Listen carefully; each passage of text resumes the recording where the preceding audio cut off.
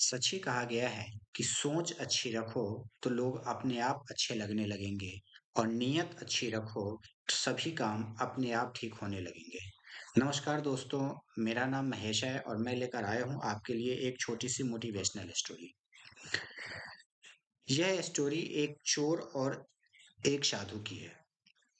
एक साधु जी जंगल से क्रॉस कर रहे थे तो उनकी मुलाकात एक चोर से हो गई।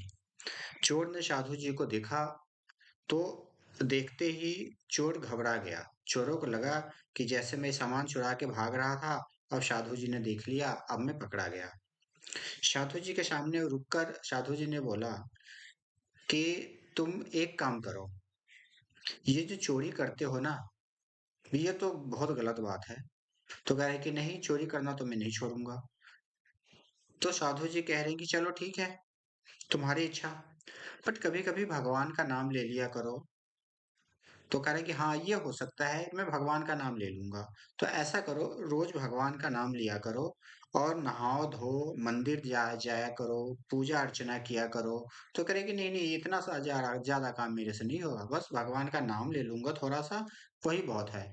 तो साधु ने कहा कि चलो ठीक है, एक काम करो और भगवान का नाम तो लेते ही रहना, बट एक प्रण करो मेरे से कि तुम जहाँ कहीं भी जाते हो, जब कहीं भी कोई भी पराई स्त्री तुम्हें दिखाई दे तो उसे बहन और माँ के दृष्टिकोण से देखोगे। तो चोर ने कहा साधु से, हाँ ठीक है, आपकी ये बात अच्छी लगी और मैं ऐसा ही करूँगा।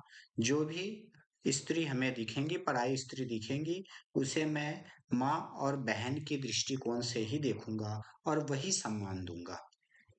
यह कहकर चोर चला गया। जिस राज्य में वो चोर रहता था, उस राज्य का जो राजा था, उसके पास किसी चीज की कोई कमी नहीं थी। बस कमी थी तो सिर्फ एक संतान की। राजा निसंतान था।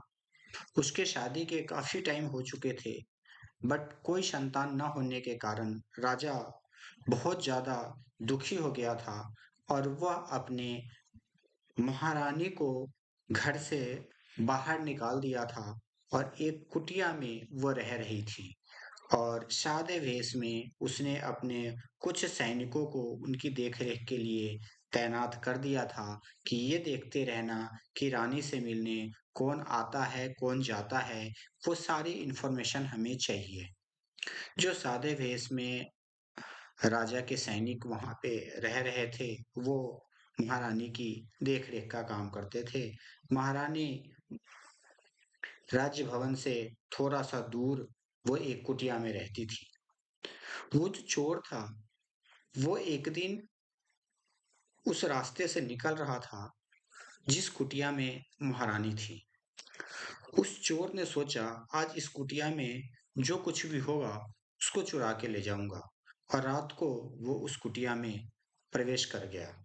जैसे ही वो कुछ कुटिया में प्रवेश किया, राजा के जो सैनिक थे वो तेजी से भागता हुआ राजा के पास गया और राजा को बोला, आज पहली बार किसी को कुटिया में प्रवेश करते हुए देखा है हमने। राजा जल्दी से घुड़सवारी करे, घोड़े पे चढ़े और उस कुटिया की तरफ आने लगे। उस चोर ने क्या करा, चोरी करने के बाद कुछ सामान-वामान, गहने-वहने जो थे रानी के, वो एक थैले में रखा।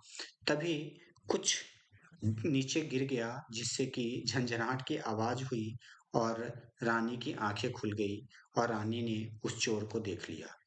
जैसे ही रानी ने उस चोर को देखा तो चोर घबरा गया। अब चोर ने कहा कि अब तो पकड़े गए, अब झूठ बोलने से क्या फायदा। रानी ने कहा कि तुम चोरी कर रहे थे, किस लिए? क्योंकि तुम्हें सोने चांदी चाहिए।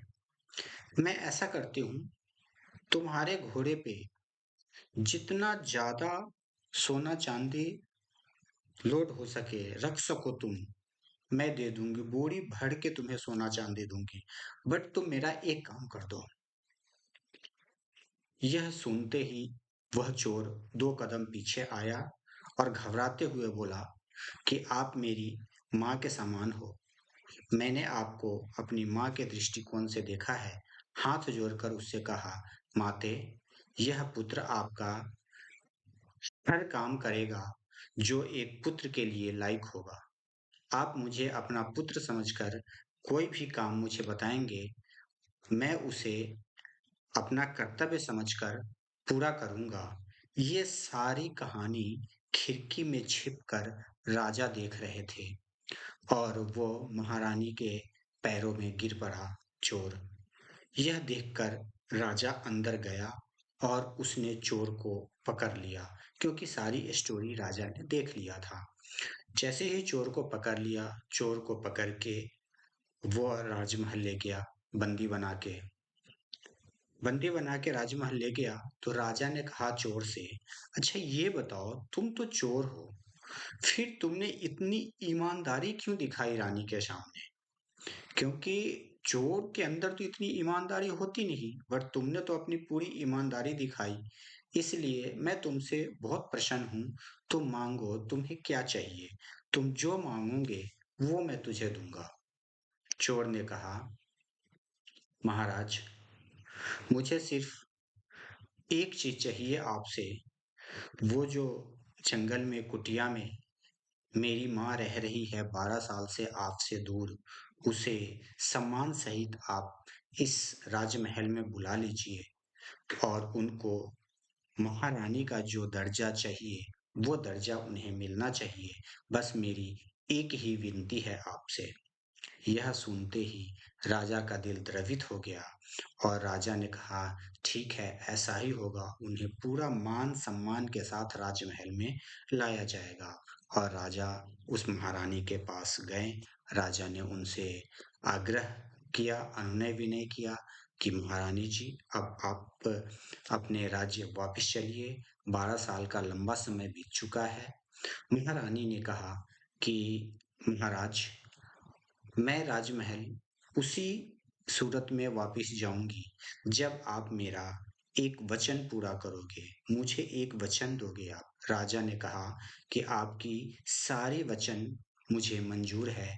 आप जो कहोगे वो मैं मानूंगा।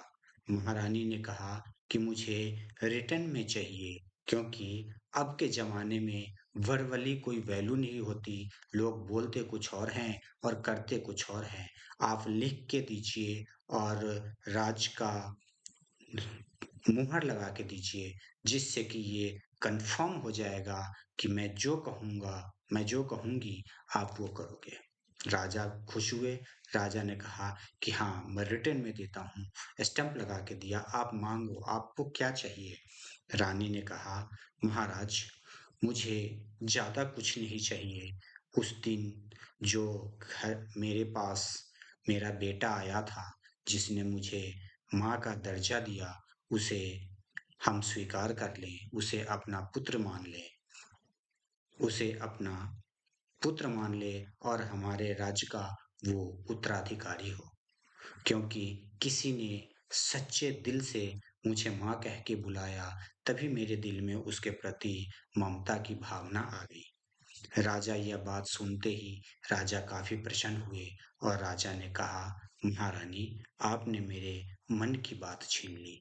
मैं यही चाह रहा था कि इतना ईमानदार व्यक्ति हमें मिला है जो हमारे राज्य का उत्तराधिकारी बन सकता है, और मैं उसे अपना पुत्र बनाने के लिए तैयार हूँ। राजा रानी को लेकर राजमहल में आए और उस चोर को अपना पुत्र बनाकर उसे राज्य का उत्तराधिकारी घोषित कर दिया। दोस्तों, इस कहानी में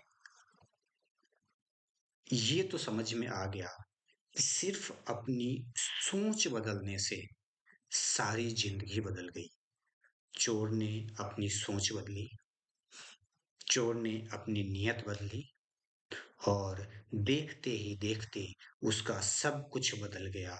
वो चोर, जिसका दुनिया में कोई नहीं था, अनाथ इकलौता था, जिसे मरने जीने का कोई गम नहीं था, क्योंकि न उसका आगे कोई था न पीछे कोई था।